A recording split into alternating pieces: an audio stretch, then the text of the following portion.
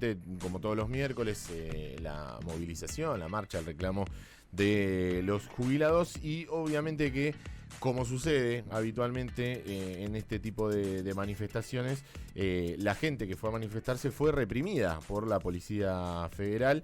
Entre los que sufrieron esta represión está el candidato a legislador en la ciudad de Buenos Aires, Luca Bonfante, candidato a legislador, como decíamos, en la ciudad por el FIT, y lo tenemos acá en el aire de todas las cosas. Luca, ¿cómo estás? Acá Gonza y Guido te saludan desde Radio Sí. Buen día.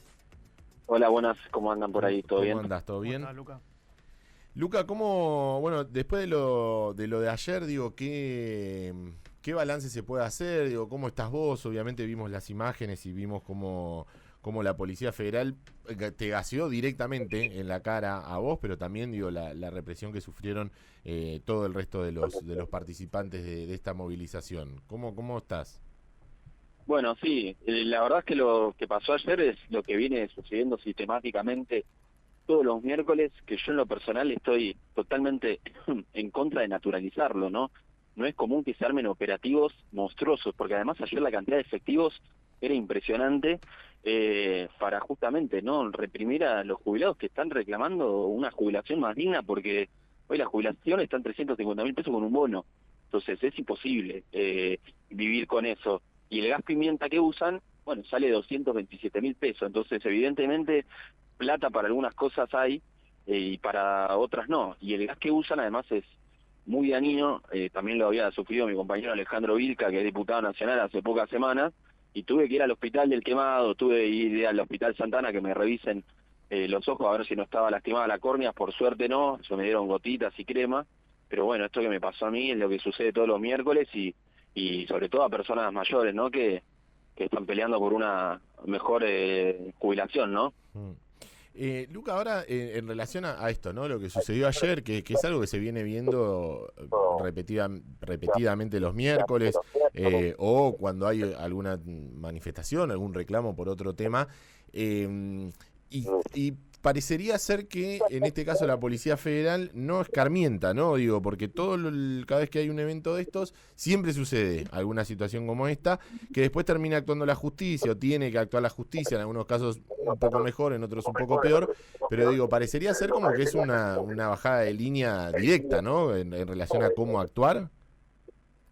Sí, ni hablar, y bueno, hace poco, además estábamos en la vereda, eso me olvidé de remarcarlo, o sea, cuando pasó eso, estábamos en la vereda, ni siquiera estábamos cortando la calle, pero lamentablemente no es un hecho aislado, como bien decís vos, el año pasado cuando se estaba tratando la ley Bases, no en el Congreso, compañero mío, Matías Aufieri, que es abogado del Centro de Profesionales por los Derechos Humanos, recibió una bala de goma en uno de sus ojos y lamentablemente perdió la visión en uno de sus ojos, ¿no? Entonces hay una hazaña particular también ahí, te das cuenta con la izquierda en particular y bueno, con todos los que vamos a bancar a los jubilados, ¿no? Además lo que sucedió con Pablo Grillo, que por suerte ayer vimos las imágenes de Pablo en la terraza, recuperándose por la fuerza que tiene él mismo y también gracias a los laburantes del Hospital Ramos Mejía. Bueno, ahí Fabián, su viejo decía que capaz lo llevaban a rehabilitación los próximos días, así que esa también es una buena noticia para difundir, ¿no? Lucas, tengo una consulta. ¿No tienen que estar debidamente identificados los efectivos en estos operativos, con el nombre en el chaleco, como para ya que tienen la máscara y todo puesto, para que después se justifique el accionar, más ya que también responden a la orden de alguien de arriba? O sea, para después se diga, bueno, tal o tal actuó de esta manera, como lo que te pasó a vos, le pasó a Vilca. Sí, tal cual. Sí, tal cual, porque ustedes recuerdan, ¿no? El caso de Pablo Grillo, sí. El laburo que hubo que hacer para identificar a quién fue el que disparó y quién era el responsable de que disparó, fue un laburo que se hizo gracias a organismos de derechos humanos, abogados, periodistas que aportaron su foto, su registro audiovisual, y gracias a eso se pudo saber quién efectivamente le disparó, que es el cabo Guerrero, que todavía no recibió ninguna condena por haber cometido ese ilícito. Y lo de ayer es lo mismo, a los que disparaban tenían sonrisas en la cara. A mí cuando me dispararon en el gas pimienta antes de que se me apague la tele, le veía la cara, estaba feliz de hacer lo que estaba haciendo. Ahora, me parece también importante remarcar que los responsables políticos principales están arriba, porque esto es una orden política la Claro. actual, así, no son locos sueltos, ¿no? Que van ahí y le pegan a los jubilados porque ese día se levantaron de mal humor. No, es una definición política y donde la principal responsable es Patricia Bullrich, que ya demostró, además de sus panquequeadas permanentes, ¿no? Creo que el único partido político el que no integró es el Frente Izquierda, después por todo lo demás espacio político pasó por todo, que tiene una hazaña particular y le gusta hacer estos operativos para bueno, no sé, mostrarse eso, como lo que es, ¿no? Una persona muy violenta. ¿No existe un diálogo entre policías y protestantes en los cuales dicen, bueno, estamos acá, nos vamos a quedar en este lugar, no vamos a avanzar hasta acá, en el cual, bueno, de no agresión para evitar al menos este tipo de situaciones?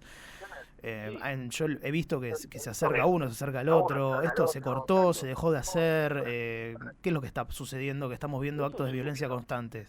Sí, eso sucede porque, a ver, lo que sucede todos los miércoles Sí. está planificado, es micrófono abierto que empieza a las 3 de la tarde generalmente y a Sí. veces cuando hay otro tipo de convocatoria empieza más tarde, después del micrófono abierto donde hablan los jubilados, donde hablan los sectores que se acercan a bancar a los jubilados, se hace una ronda alrededor del Congreso y termina la ronda. O sea, eso es lo que sucede, entonces no es que la policía no conoce los planes y Claro. los que se encargan de dialogar, digamos, con el operativo, bueno, son los propios compañeros jubilados que están ahí bancando la parada. Ahora, fíjense lo ridículo que es que en una acción que está planificada, que se hace casi 30 años, porque la que empezó esto fue Norma Plan en los 90, o sea, ya se sabe cómo empieza, cómo termina, cómo va a transcurrir y que va a tener un momento de finalización. Y sin embargo, bueno, hacen estas ridiculeces que además habría que averiguar cuánto cuestan los operativos, digamos, pero no es que se hacen cosas diferentes todos los miércoles, no, es la radio abierta,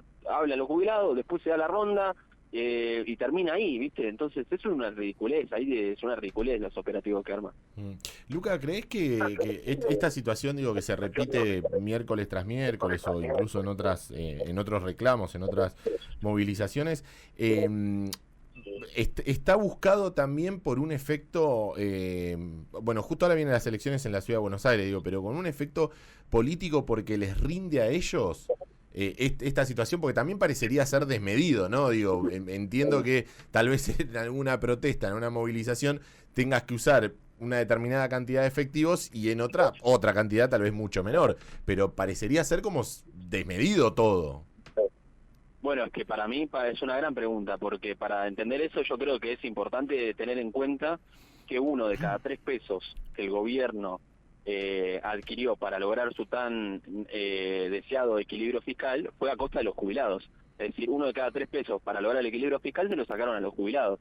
Entonces, el reclamo, digamos, de las jubilaciones, bueno, va de lleno contra la política económica de este gobierno. Incluso en el nuevo acuerdo con el Fondo Monetario Internacional que se votó hace muy poco, que se votó a libro cerrado porque no se sabían las condiciones, bueno, entre las condiciones está de forma más o menos explícita que no puede haber nada que impacte sobre este equilibrio fiscal y que si hay alguna ley que atente contra eso, llamémosle un aumento a las jubilaciones o un aumento al presupuesto universitario también, tiene que ser, bueno, eliminada o vetada, que es lo que ya hizo este gobierno, con ambas cosas, ¿no? Con las jubilaciones y con el presupuesto universitario. Entonces, yo creo que el objetivo político de reprimir y hacer estas cosas que uno dice, che, ¿qué sentido tiene? Bueno, es para que no crezca justamente un reclamo que va directamente de lleno contra la columna vertebral de la política económica que tiene este gobierno, o por lo menos yo lo entiendo así. Por eso me parece importante también plantear que no se trata solo de las jubilaciones, sino que es un modelo de país, ¿no? Lo que está en discusión y que tiene expresiones muy concretas, porque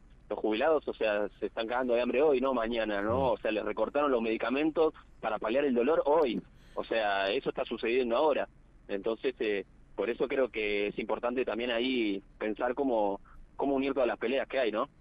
Y Luca, desde la legislatura y ingresando, ¿qué es lo que se puede hacer? ¿Qué es cuál es la propuesta que podría lograr el FIT presentar para los jubilados, para poder darles un beneficio en los remedios o algún beneficio impositivo? Se habló de que no paguen el ABL, se escuchó muchas cosas en el debate, no sé qué es lo que están apoyando, qué proyectos están barajando. Bueno, está buena la pregunta, porque si bien las jubilaciones a nivel nacional se abordan en el Congreso o en modo del Ejecutivo, yo creo que desde la legislatura, más allá de ir y poner el cuerpo, hay muchos aspectos que se pueden plantear. El problema de los remedios es uno, digamos, nosotros desde la izquierda históricamente hemos propuesto que los remedios tienen que estar bajo la órbita estatal y tienen que estar garantizados. Ahora sufren un recorte brutal a través del PAMI, insisto, medicamentos que sirven para paliar el dolor. O sea, es muy simbólico donde recortan también. Entonces eso debería estar garantizado. Y otro problema también es el de la vivienda, ¿no? Que eso yo lo charlo mucho con los jubilados, que hay muchos que quizás no tienen hijos o no tienen otros familiares y ya no pueden pagar un alquiler con lo que está saliendo ahora, ¿no? Además, si salen del alquiler donde están, entrar a otro es imposible. Y la respuesta de esas personas no puede ser, bueno, andate a vivir al conurbano y salí del lugar donde viviste toda tu vida. ¿Por qué tienen que hacer eso las personas adultas mayores que laburaron toda su vida? Entonces, desde ese punto de vista, abordar el problema de la vivienda y armar un plan integral de viviendas que contemple en primer lugar a los jubilados, porque no puede ser que hay 200.000 viviendas vacías en la Ciudad Autónoma de Buenos Aires, 200.000 viviendas vacías, entre departamentos y casas es un montón, y hay jubilados que no están pudiendo pagar el alquiler. Entonces a los grandes grupos inmobiliarios que tienen 10, 15, 20 departamentos vacíos, y bueno, hay que empezar a discutir cómo se empiezan a llenar, y si no quieren que se llenen, bueno, que se les empiece a cobrar a estos grupos un impuesto progresivo, que sucede en otros países, digamos, que es un impuesto a la vivienda ociosa. Así no es redituable tenerlos vacíos tanta cantidad de tiempo.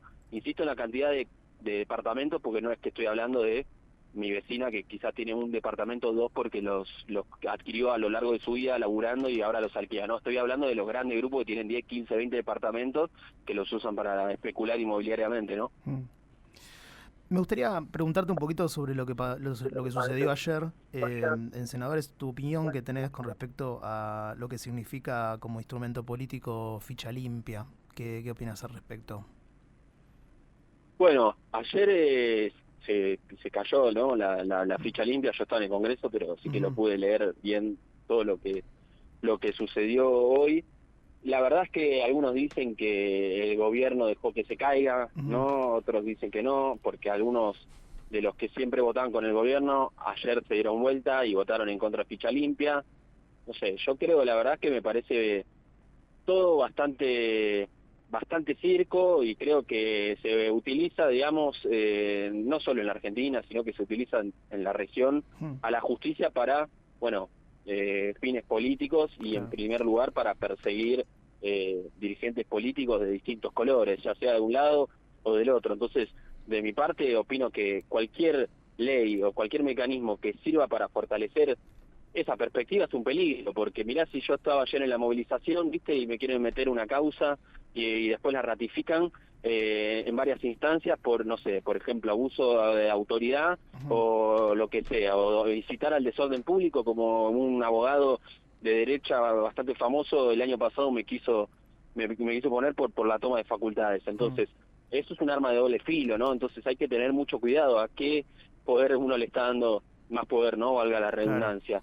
Pero bueno, creo que de todas formas lo que sucedió ayer, que se haya caído, forma parte de una rosca entre la propia derecha, el PRO, la Libertad Avanza, que también se expresa en estas elecciones, ¿no? Que discuten por cargos, porque después en el fondo tienen mucho acuerdo en la mayoría, en lo esencial.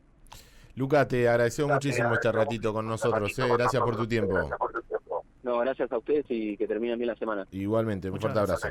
Charlábamos con Luca Bonfante, candidato a legislador en la Ciudad de Buenos Aires en las próximas elecciones del domingo 18 de mayo por el Frente Izquierdo.